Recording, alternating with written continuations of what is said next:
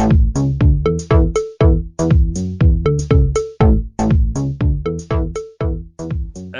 welcome back to part 2 of episode 18 of I Think You Think.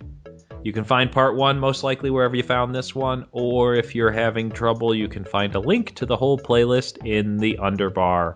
So without further ado, James, you were going to tell us about Bioshock Infinite. Yes, I've played it a lot over the last couple of days since you listened to the last podcast listening people.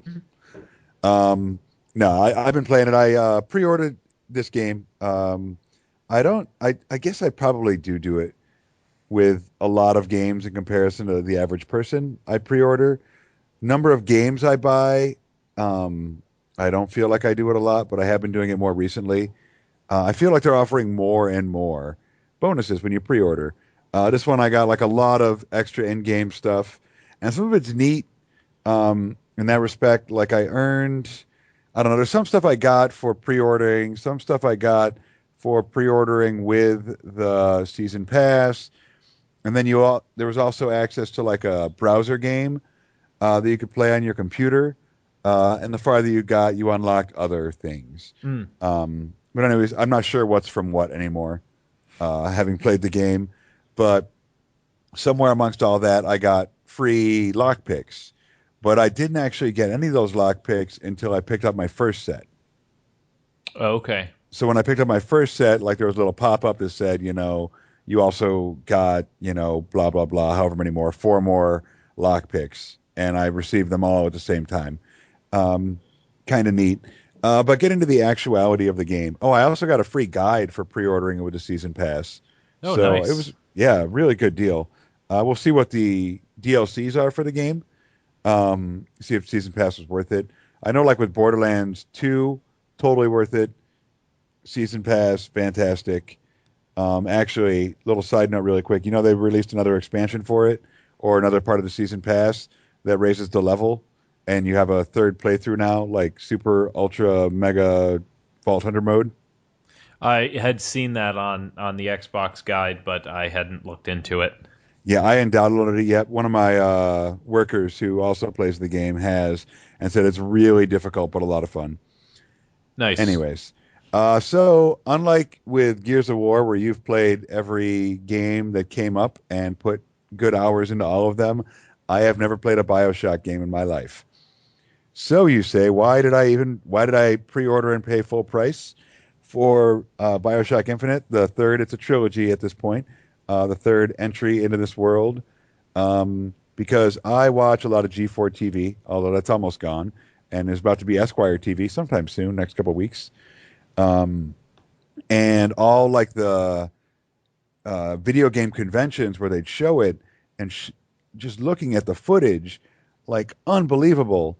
And now having played the game, it is literally just that good. It is like the quality of the graphics is fantastic, and like the artistry of the graphics, like the world they've created, the way things look, from the characters to the buildings, really, really, really well done. So far, I don't feel like I've gotten too far into the game overall, but it's hard to say with a game until you've beat it. Somebody told me that if you just pound through this game, you can finish it in 10 to 12 hours. But that's normally not the way I play games. Like I'm always searching around to find one more bit of money or one more bit of ammo or whatever it is. Don't want to miss the room that's got the special whatever. So I'm usually pretty thorough. The old, okay, that's the way the map wants me to go, so I'm going to make sure I check out these other rooms first. Yeah, well, like the map, there is a function if you press up on the directional pad where it will like lay sort of a green arrow down for you, only for a couple seconds, but just to sort of point you in the right direction. It's maybe in game, maybe 15 feet worth.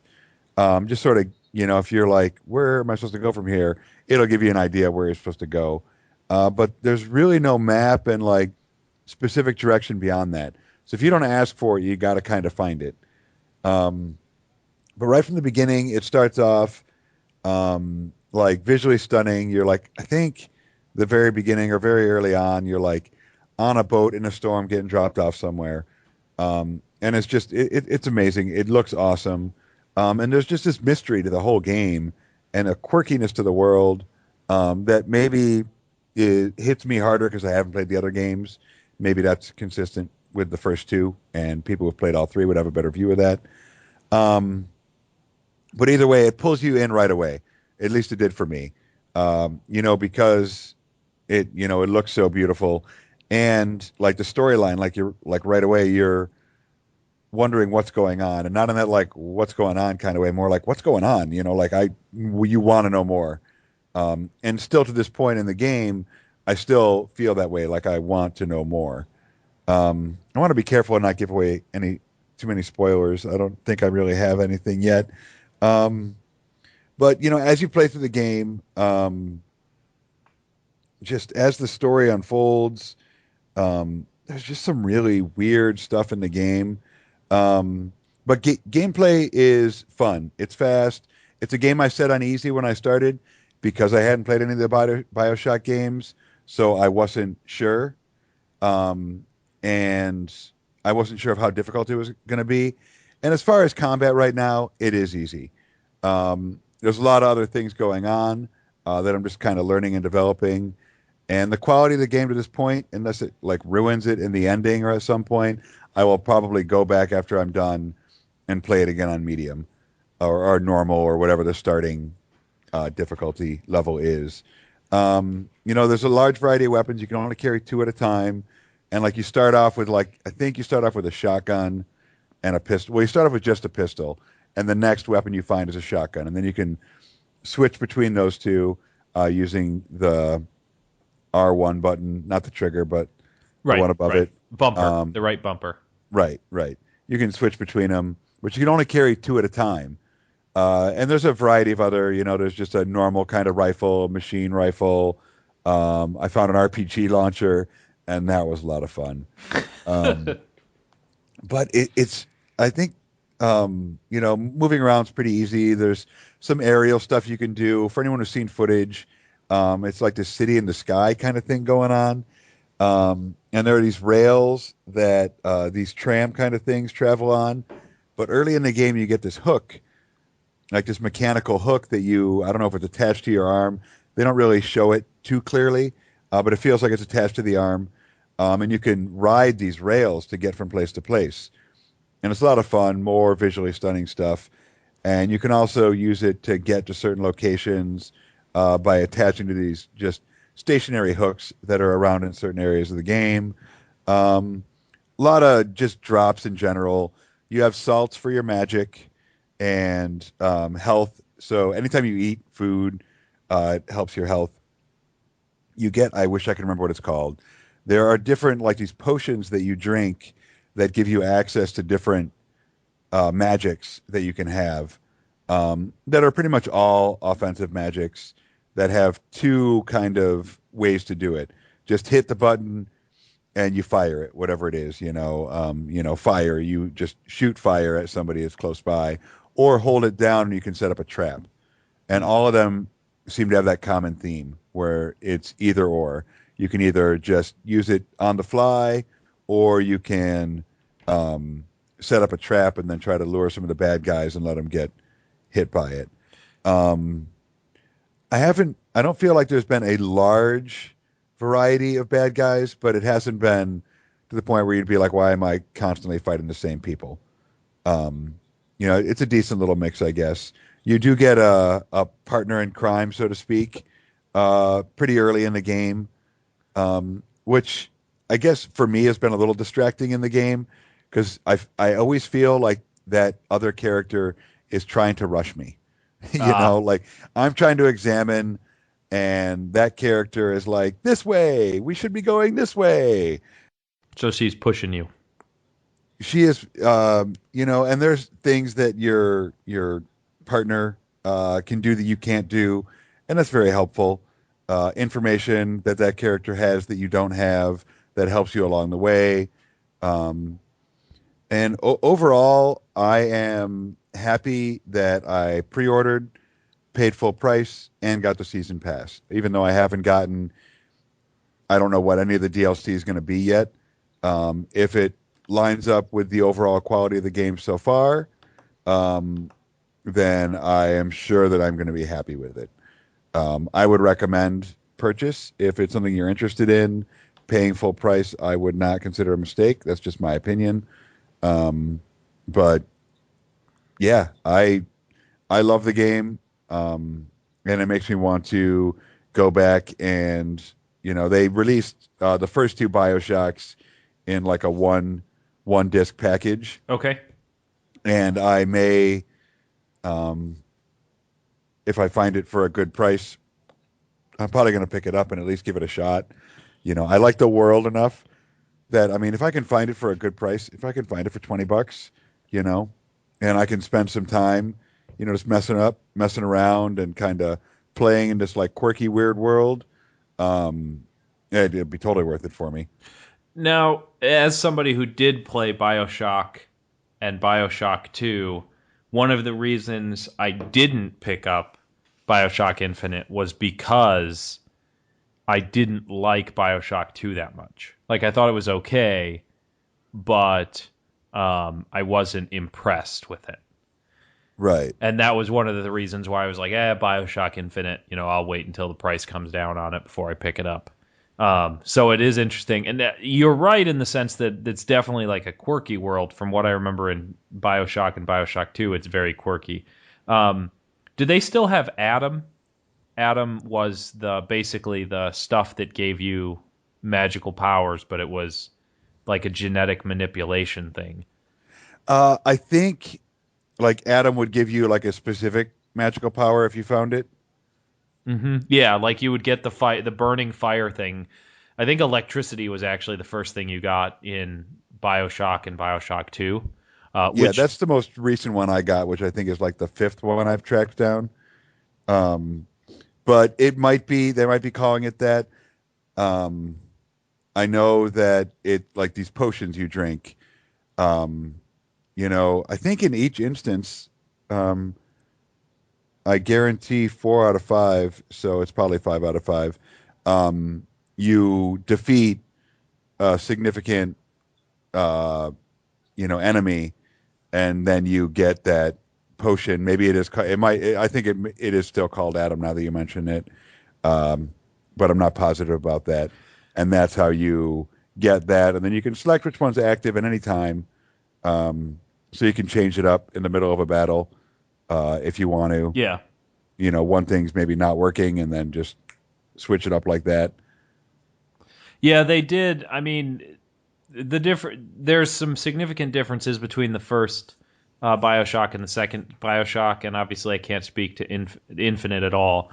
Um, but it does sound different in the sense that you're talking about each one of the powers has either just an attack or a charge up and make it into a trap.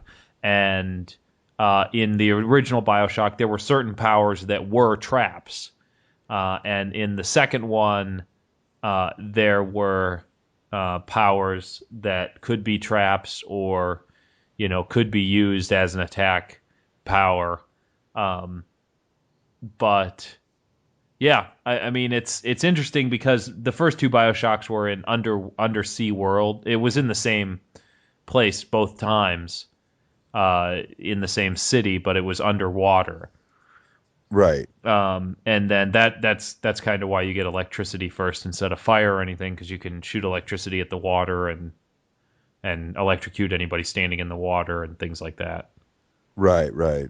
But so one of the things that I didn't probably what I didn't really like as much about the BioShock games, um, is basically what it is your character gets dropped into an area where where the map is, and you have all of this place that you can kind of go around and go to and search and fight people. But you have a basic mission like go here and kill this guy in order to get a password so you can get through to the next section.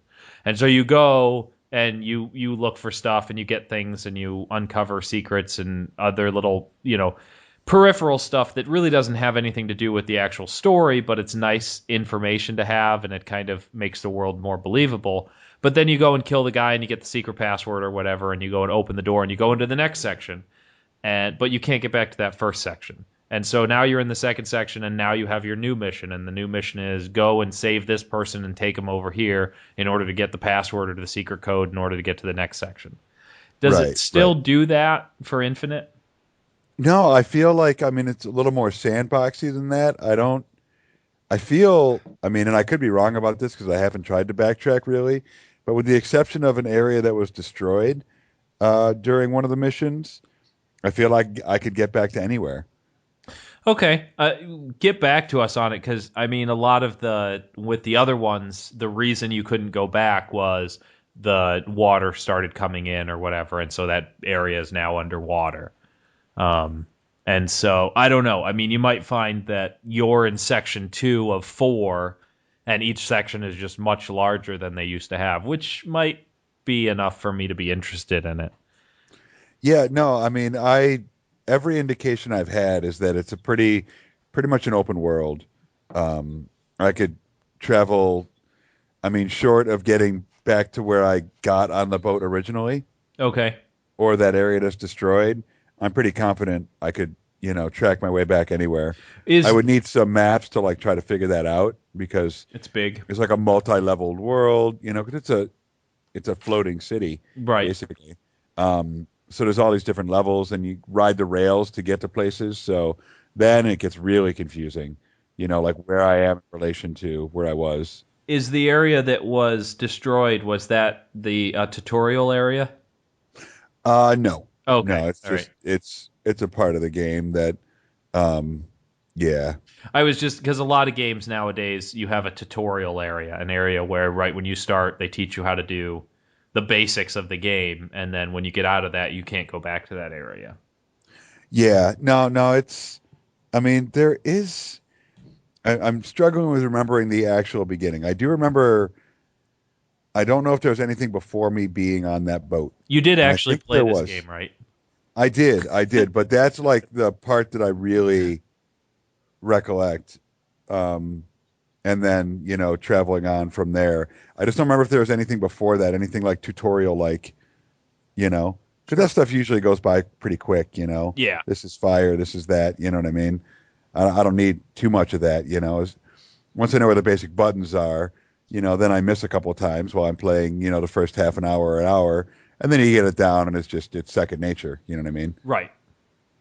But yeah, I don't remember there being a specific tutorial area. I think you kind of hit stuff after you get to where you're going on the boat. They kind of hit the points, in the beginning, like as you run into your first bad guy, it tells you, oh, it makes you do the thing before you can pass it. You know what I mean? Whatever it is, like shoot him, or, this is the way you climb up over this thing, and just sort of go through them one by one. And, 10 minutes later, you've done all the things that your character is able to do, and you're in the game. Okay. All right. One of the I saw it's not really, it was a kind of a cartoon that was not really making fun of Bioshock Infinite. It was actually making me more interested in playing it, where there was a 2-panel cartoon, and in the first one it shows the character from Bioshock Infinite that you play and the girl that hangs out with you. Right. And it says, here, this is a person who is going to hang out with you. And your character is groaning and saying, oh, I hate escort missions. And then in the second panel, she's running ahead of him carrying all these guns and things and says, hey, look, more guns over here. And the guy's running after her going, this is so awesome. Yeah, I mean, she'll like throw you coins or ammo. Like if you're low on something, every now and again she'll have it. Okay. And she'll be very helpful in that way. Usually it's just coins. I'm guessing when you're not low on stuff, she just gives you coins, but when you need something, it's that instead. Because it feels like it's at a pretty regular interval. But I had run out of ammo in a fight, which is bad Bad. Don't want to be out of ammo in Bioshock Infinite. And I was. And she had ammo for me. Like, she made me suffer for a little while before she threw it to me. But she had ammo. Do you But, know? oh, Sorry, go yeah, ahead. go ahead. No, you go ahead. I was just going to say, like, overall, I would totally recommend the game. I was just while you were talking, I was trying to glance on the Xbox site to see if there's a demo for the game. Just because now you've made me want to go try the demo to see if I would really like that kind of game. But I do see a playthrough from E3, but that's from 2011, so that's old. Yeah, it felt like this game was coming out forever. Yeah, it definitely did. I do not see a demo, unfortunately. Um, so yeah, that sucks. Yeah, Um, but I mean, it's so it's worth playing. all It's right, worth so buying. you're saying worth paying full price for. You're easily going to get 60 hours worth of gameplay out of it.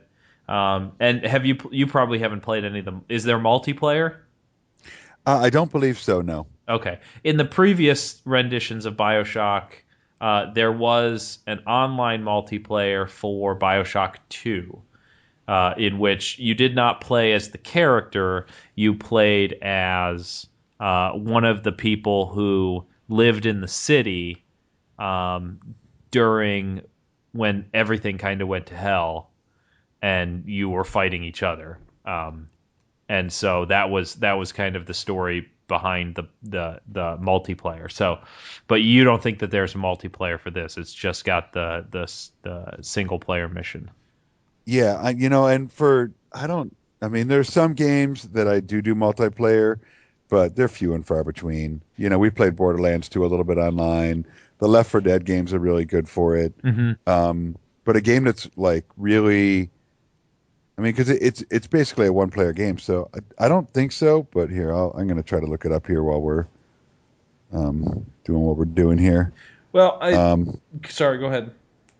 no, it's just I didn't even look to see if there was because I've just been playing the the main version of the game. So Let's see if there is anything.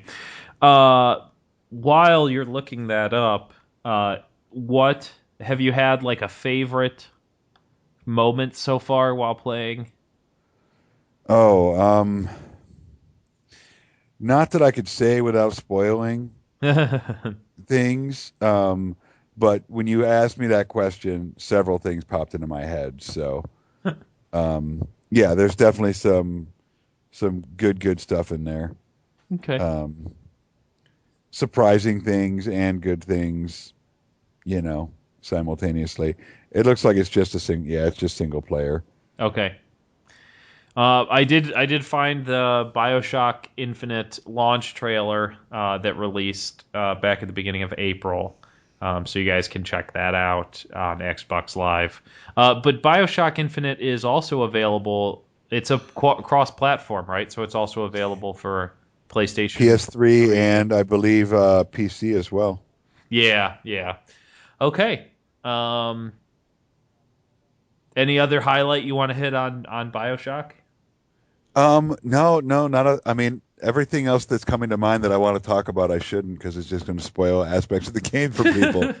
So I'm going to keep my mouth shut. Good game. If it's the kind of game you like, I definitely recommend picking it up. Good story, good graphics, good gameplay. Um, A- yeah, and I can't very well crafted I can't I game. can't remember whether or not we hit it. It is a first person shooter, is what it's Yes. considered. Whereas the Gears of War is a third person shooter, but same kind of idea. Right. But I mean, even though it's technically a first person shooter, it is very story driven.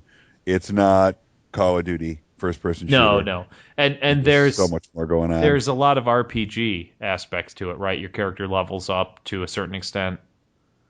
Yeah, because you can build up your shields, your health, and your salts, which is like mana or whatever you want to call Okay, it. all right. Yeah. And you get better.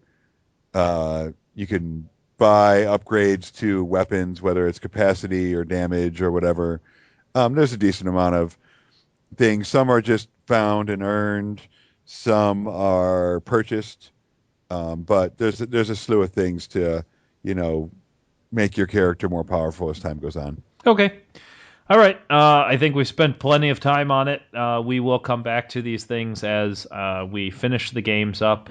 Maybe we'll hit on them again and just kind of give you guys our final kind of word on it.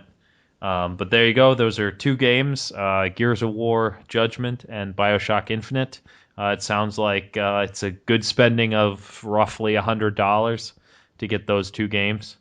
50 to $60 each. I'm sure you can find them used already. So yeah, there you go. If there's any games you guys would like to hear us review, whether they're regular games, whether they're arcade games, whatever, shoot us an email, comment on the Facebook page, or even send us a message on Facebook. That's fine too, and we'll look into that. We would like to do that if there's any. But we should be back next week with back into topics and debate and discussion. Yeah.